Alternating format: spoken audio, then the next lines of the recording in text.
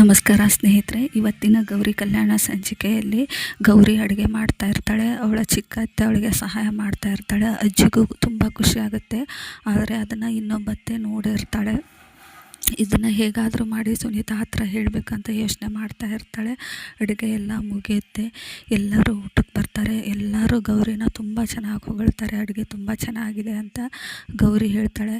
ಅತ್ತೆ, ಈ ಅಡುಗೆ ಮಾಡಿರೋದು ನಾನು ಅಂತ ಯಾರಿಗೂ ಗೊತ್ತಾಗಬಾರ್ದು ಅಂತಾಳೆ. ಅದಕ್ಕೆ ಚಿಕ್ಕತ್ತೆ ಇದ್ದವಳು, ಯಾಕಮ್ಮ ಅಂತ ಹೇಳಿದ ತಕ್ಷಣ, ಅತ್ತೆ, ಎಲ್ಲರೂ ಎಷ್ಟು ಚೆನ್ನಾಗಿ ಕೂತ್ಕೊಂಡು ಊಟ ಮಾಡೋಕ್ಕೆ ರೆಡಿಯಾಗಿದ್ದಾರೆ. ನಾನು ಮಾಡಿದ್ದು ಅಂತ ಗೊತ್ತಾದರೆ ಯಾರೂ ಊಟ ಮಾಡೋದಿಲ್ಲ ಅತ್ತೆ, ದಯವಿಟ್ಟು ಹೇಳಬೇಡಿ ಅಂತಾಳೆ.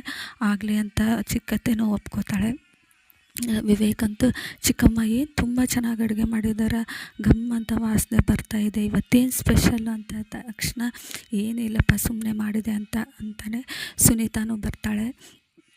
ಏನು ಇವತ್ತು ಅಡುಗೆ ರೂಮಿನವರೆಗೂ ಘಮ ಘಮ ಅಂತ ವಾಸನೆ ಬರ್ತಾಯಿದೆ, ದಿನ ನೀನೇ ಮಾಡಿದ್ರೂ ಯಾಕೆ ಇವತ್ತಿಷ್ಟು ಚೆನ್ನಾಗಿ ಸ್ಮೆಲ್ ಬರ್ತಾಯಿದೆ, ಘಮ ಘಮ ಅಂತ ಇದೆ ಊಟ ಅಂದ ತಕ್ಷಣ ಸುಮ್ಮನೆ ನಗ್ತಿರ್ತಾಳೆ. ಎಲ್ಲರೂ ಊಟ ಮಾಡ್ತಾ ಇರ್ತಾರೆ. ಆಲ್ರೆಡಿ ಸುನೀತಾ ಇನ್ನೇನು ಒಂದು ತುತ್ತು ಬಾಯಲ್ಲಿ ಇಡಬೇಕು ಅಂದ ತಕ್ಷಣವೇ ಇನ್ನೊಬ್ಬ ಅತ್ತೆ ಇದ್ದವಳು, ನಿಮ್ಮ ಸೊಸೆ ಚೆನ್ನಾಗಿ ಅಡುಗೆ ಮಾಡಿದ್ದಾಳೆ, ತಿನ್ನಿ ಅಕ್ಕ ಅಂತ ಹೇಳಿದ ತಕ್ಷಣವೇ ಸುನೀತಾ ಊಟ ಮಾಡೋದು ನಿಲ್ಲಿಸ್ತಾಳೆ.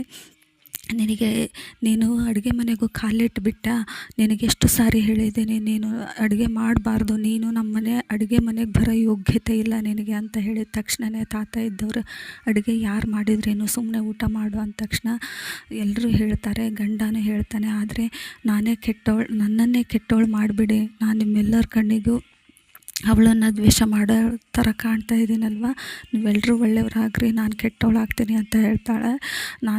ನನ್ನ ಪ್ರಾಣ ಹೋದರೂ ನಾನು ಊಟ ಮಾಡಲ್ಲ ಅಂತ ಹೇಳಿ ಎದ್ದು ಹೋಗಿಬಿಡ್ತಾಳೆ. ಅದನ್ನು ನೋಡಿದ ತಕ್ಷಣವೇ ಗೌರಿಗೆ ತುಂಬ ಬೇಜಾರಾಗುತ್ತೆ. ವಿವೇಕ್ನೂ ಎದ್ದು ಹೋಗ್ತಾ ಇರ್ತಾನೆ. ಅದಕ್ಕೆ ವಿವೇಕರಪ್ಪ ಇದ್ದವರು, ನೀನು ಎಲ್ಲಿಗೋ ಹೊರಟೆ ಅಂದ ತಕ್ಷಣವೇ, ಅಮ್ಮ ಎದ್ದು ಹೋದ್ರು ಅಂದ ತಕ್ಷಣ, ಸುಮ್ಮ ಕೂತ್ಕೊಳ್ಳೋ, ನಿಮ್ಮಮ್ಮ ಮಾಡ್ತಾಳೆ ಅಂತ ನೀನು ಮಾಡಬೇಡ, ಊಟದ ಮುಂದೆ ಕೂತ್ಕೊಂಡು ತಿನ್ನೋ ತಟ್ಟೆನ ಎದ್ದು ಬಿಟ್ಟು ಹೋಗಬಾರ್ದು, ಸುಮ್ಮನೆ ಕೂತ್ಕೊಂಡು ಊಟ ಮಾಡು ಅಂತಲೇ ಹೇಳ್ತಾರೆ. ಆಮೇಲೆ ತಾತನು, ಹಾಗೆಲ್ಲ ಬಿಟ್ಟು ಹೋಗಬಾರ್ದಪ್ಪ ವಿವೇಕ್, ಕೂತ್ಕೊಂಡು ಊಟ ಮಾಡು ಅಂದ ತಕ್ಷಣವೇ ಮನಸ್ಸಲ್ಲಿದ್ದರೂ ಕೂತ್ಕೊಂಡು ವಿವೇಕ್ ಕೂಡ ಊಟ ಮಾಡ್ತಾನೆ. ವಿವೇಕ್ ಊಟ ಮಾಡಿದ ತಕ್ಷಣವೇ ರೂಮಲ್ಲಿ ಮಾವ ಕೂತಿರ್ತಾರೆ. ವಿವೇಕರಪ್ಪ, ಗೌರಿ ಬರ್ತಾಳೆ ಅಲ್ಲಿಗೆ ಊಟ ತಗೊಂಡು, ಸರ್ ಅಂತ ಕರೀತಾ ಇರ್ತಾಳೆ. ಅವರು ಸುತ್ತಮುತ್ತ ನೋಡ್ತಾ ಇರ್ತಾರೆ.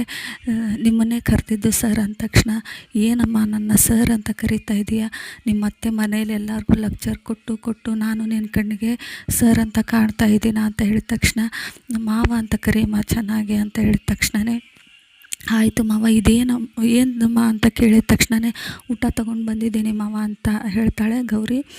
ಆಗಲೇ ನಂದು ಊಟ ಆಯ್ತಲ್ಲಮ್ಮ ಅಂತ ಹೇಳಿದ ತಕ್ಷಣವೇ, ಮಾವಯ್ಯ ಇದು ನಿಮಗಲ್ಲ ಮಾವ, ಅತ್ತೆಗೆ ತೊಗೊಂಬಂದಿದ್ದೀನಿ ಅಂದ ತಕ್ಷಣ, ಅವಳು ನಿನಗೆ ಸಿಕ್ಕಾಗೆಲ್ಲ ಅವಮಾನ ಮಾಡ್ತಾ ಇದ್ದಾಳೆ, ನಿನಗೆ ಎಷ್ಟೆಲ್ಲ ಕಷ್ಟ ಕೊಡ್ತಾ ಇದ್ದಾಳೆ, ಆದರೂ ನೀನು ಯಾಕಮ್ಮ ಹೀಗೆ ಅವಳಿಗೆ ಮಾಡ್ತಾ ಇದೀಯ ಅಂದ ತಕ್ಷಣ, ಹಾಗಲ್ಲ ಮಾವ, ಯಾರಾದರೂ ಹೊಟ್ಟೆ ಹಸ್ಕೊಂಡು ಮಲ್ಕಿದ್ರೆ ನನಗೆ ಸಮಾಧಾನ ಆಗೋದಿಲ್ಲ, ಅದಕ್ಕೋಸ್ಕರ ಊಟ ತಂದೆ ಅಂತ ಹೇಳ್ತಾಳೆ ಗೌರಿ.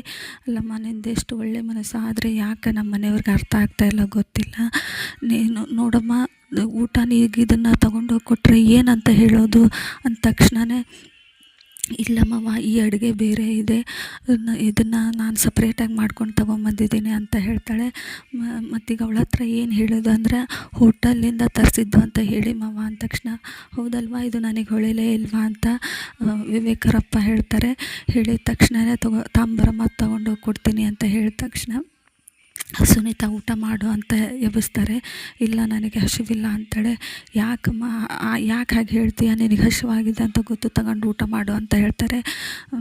ಯಾಕೆ ತರ್ಸೋಕ್ಕೆ ಹೋದ್ರಿ ಹೋಟೆಲಿಂದ, ಮಕ್ಕಳಿದ್ರು ತರ್ತಿದ್ರು ಅಂತ ಹೇಳಿದ ತಕ್ಷಣವೇ, ನಾನು ಎಷ್ಟೋ ಸಲ ಬರೋವರೆಗೂ ನನ್ನ ಊಟ ಮಾಡದೆ ಕಾಯ್ತಾ ಇರ್ತೀಯ, ನಿನಗೋಸ್ಕರ ನಾನು ಇಷ್ಟು ಮಾಡೋದು ಬೇಡವಾ ಅಂತ ಮಾವಯ್ಯ ಹೇಳ್ತಾರೆ. ಅವ್ರು ಹೇಳಿದ ತಕ್ಷಣವೇ ಊಟ ಮಾಡ್ತಾ ಇರ್ತಾಳೆ. ಹೌದು ರೀ, ಎಷ್ಟು ಚೆನ್ನಾಗಿದೆ ಅಡುಗೆ, ಎಲ್ಲಿಂದ ತರಿಸಿದ್ದು ಅಂತ ತಕ್ಷಣವೇ ಗೌರಿ ಸೊನ್ನೆ ಮಾಡ್ತಾ ಇರ್ತಾಳೆ. ಅದಕ್ಕೆ ಸುನೀತಾ ಹಸ್ಬೆಂಡ್ ಹೇಳ್ತಾರೆ, ಹೊಸ ಸೊಸೆ ಮಾಡಿದ ಅಡುಗೆ ಅಂತ ಹೇಳ್ತಾರೆ.